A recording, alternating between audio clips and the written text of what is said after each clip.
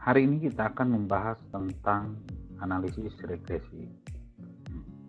Harapannya setelah mengikuti materi ini, Anda bisa mengetahui bagaimana uji regresi sederhana dan menghitungnya dengan benar. Jadi kita masuk pada pengertian daripada regresi itu sendiri. Regresi itu merupakan suatu proses memperkirakan secara sistematis tentang apa yang paling mungkin terjadi di masa yang akan datang berdasarkan informasi masa lalu dan sekarang yang dimiliki agar kesalahannya dapat diperkecil.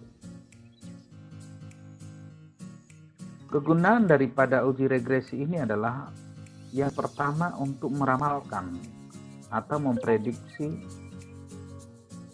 Yang pertama adalah untuk meramalkan atau memprediksi variabel terikat apabila variabel bebasnya diketahui. Dan yang kedua, itu adalah untuk mengetahui besarnya pengaruh antara variabel bebas terhadap variabel terikat.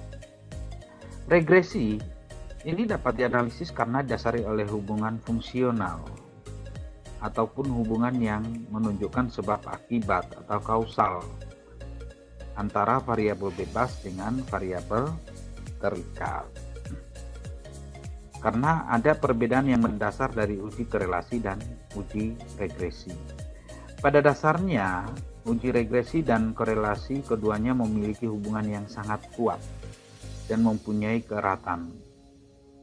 Jadi, setiap kita melakukan uji regresi, secara otomatis di dalamnya juga ada uji korelasi. Tetapi sebaliknya, jika kita melakukan uji korelasi, belum tentu diuji regresi atau diteruskan untuk uji regresi. Kita masuk pada bagaimana persamaan regresi sederhana.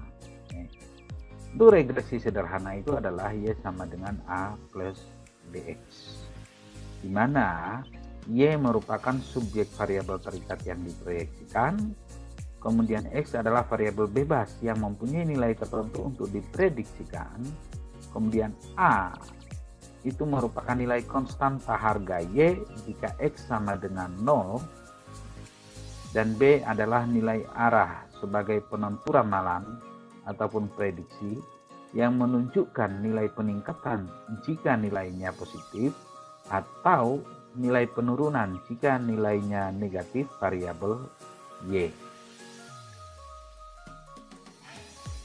Nah, untuk mencari nilai A dan B, kita menggunakan rumus sebagai berikut. Untuk nilai B, kita menggunakan rumus B sama dengan N sigma XY dikurangi sigma X kali sigma Y dibagi N sigma X kuadrat dikurangi sigma X yang dikuadratkan. Sedangkan untuk A sama dengan sigma Y dikurangi B kali sigma X per N. Oke, kita coba langsung masuk pada contoh kasus. Kita lihat kasusnya, perusahaan barang elektronik PT Nurma Jaya ingin mengetahui pengaruh antara pengalaman kerja terhadap penjualan barang. Kemudian diambil sampel secara acak sebanyak 8 orang dengan data sebagai berikut. Pengalaman kerja ini dalam bentuk tahun, berarti 2, 3, 1, 4, 1, 3, 2, 2. Kemudian data berikutnya adalah penjualan barang dalam bentuk unit 50, 60, 30 unit, 70, 40, 50, 40, 35. Kemudian pertanyaannya, bagaimana persamaan regresinya? Kemudian yang kedua adalah buktikan apakah terdapat pengaruh yang signifikan antara pengalaman kerja dengan penjualan barang dengan taraf signifikansi 5%. Nah, langkah-langkah di dalam menjawab kasus ini, yang pertama kita awali dengan menentukan persamaan regresinya. Jadi tahap awal kita harus membuat tabel penolong dulu. Gunanya untuk apa? Untuk membantu kita dalam melakukan perhitungan. Tabel bantu seperti apa yang harus kita buat?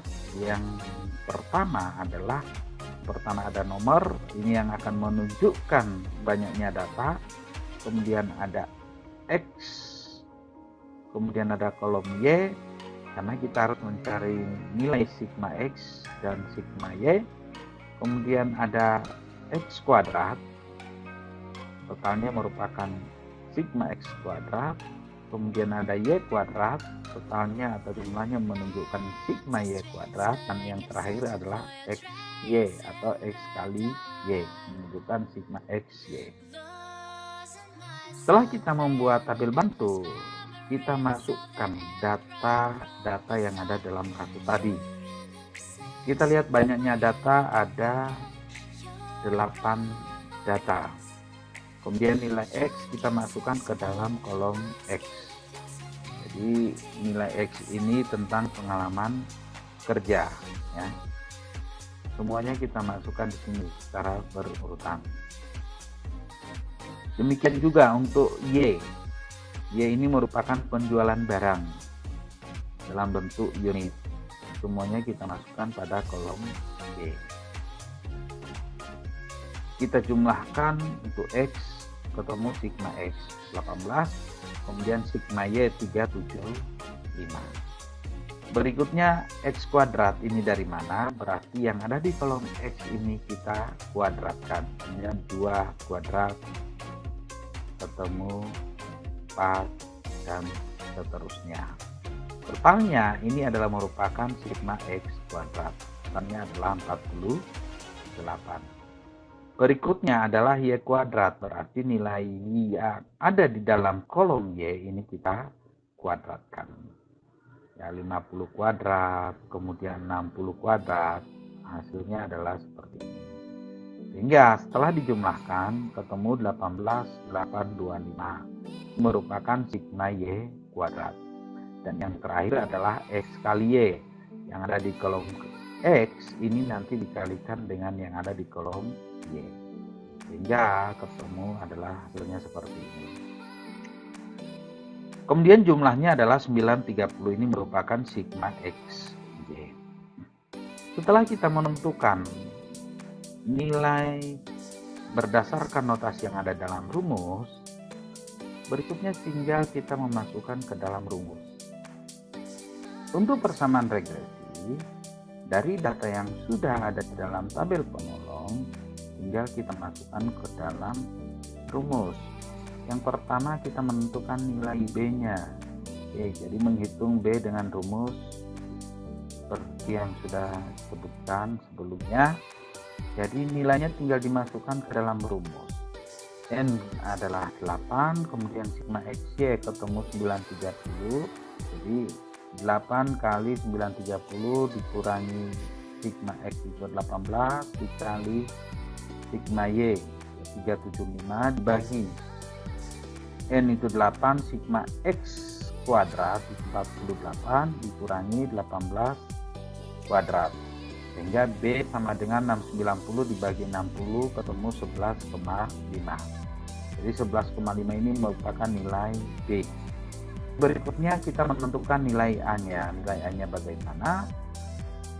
Oke, tinggal kita masukkan ke dalam rumus. A sama dengan sigma Y dikurangi B sigma X per N, hingga ketemu A sama dengan 375 dikurangi 11,5 kali 18 dibagi 8. A sama dengan 168 per 8 ketemu 21. Setelah kita menentukan nilai A dan B, berikutnya kita langsung masuk pada persamaan regresinya. Nah, kalau kita lihat persamaan regresi sebelumnya adalah Y sama dengan A plus BX, sehingga nilai A dan B bisa dimasukkan pada persamaan regresi ini. Jadi persamaan regresinya adalah Y sama dengan 21 plus 11,5 X. Ini merupakan jawaban nomor 1. Kita masuk pada pengujian signifikansinya. Yang pertama yang harus kita lakukan dalam menguji signifikansi itu adalah mencari jumlah kuadrat regresi atau JK Rek A dengan rumus JK Rek A sama dengan sigma Y kuadrat per N. Sehingga dari nilai yang ada sebelumnya tinggal kita masukkan ke dalam rumus. Ketemu 375 kuadrat dibagi 8 sama dengan 17578,125. Ini langkah yang pertama. Kemudian langkah berikutnya kita menghitung jumlah kuadrat regresi JK Rek BA dengan rumus JK Rek BA sama dengan B kali sigma XY dikurangi sigma X kali sigma Y per N. Kalau kita masukkan angkanya berdasarkan perhitungan sebelumnya, ketemu nilai B adalah 11,5 dikali 930 dikurangi 18 kali 375 per 8, ketemulah nilai akhirnya 991,875. Ini langkah yang kedua. Kemudian langkah yang ketiga, kita mencari jumlah kuadrat residu atau dengan notasinya JK-res dengan rumus JK-res sama dengan sigma Y kuadrat dikurangi JK Rek B A dikurangi JK Rek A. Berdasarkan hasil perhitungan sebelumnya, nilai-nilai tersebut tinggal kita masukkan ke dalam rumus ini. Jadi sigma Y kuadrat 18825 dikurangi 991,875 dikurangi 17578,125, sehingga ketemu nilai akhirnya untuk JK res atau jumlah kuadrat residu adalah 225. Langkah berikutnya kita menentukan nilai rata-rata jumlah kuadrat regresi atau RJK Rek A dengan rumus RJK Rek A ini sama dengan JK Rek A. Sehingga hasilnya adalah RJK Rek A sama dengan 17578,125. Nah, nilainya antara RJK Rek A sama dengan JK Rek A.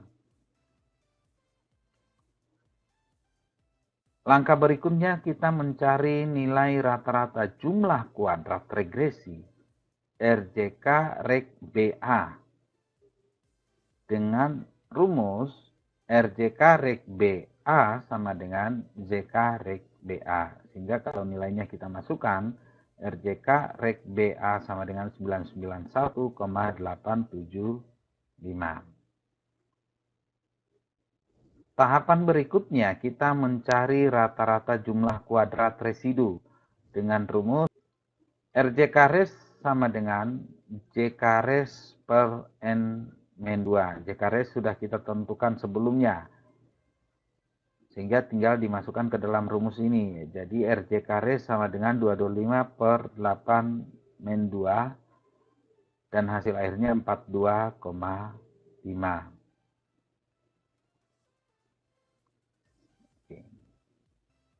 Berikutnya kita menguji tingkat signifikansinya dengan rumus F hitung. Jadi F hitung sama dengan RJK Rek BA dibagi RJK res, sehingga ketemu nilai F hitung sama dengan 991,875 dibagi 42,5. F hitung sama dengan 23,34. Oke. Ini hasil akhir daripada tingkat signifikansinya.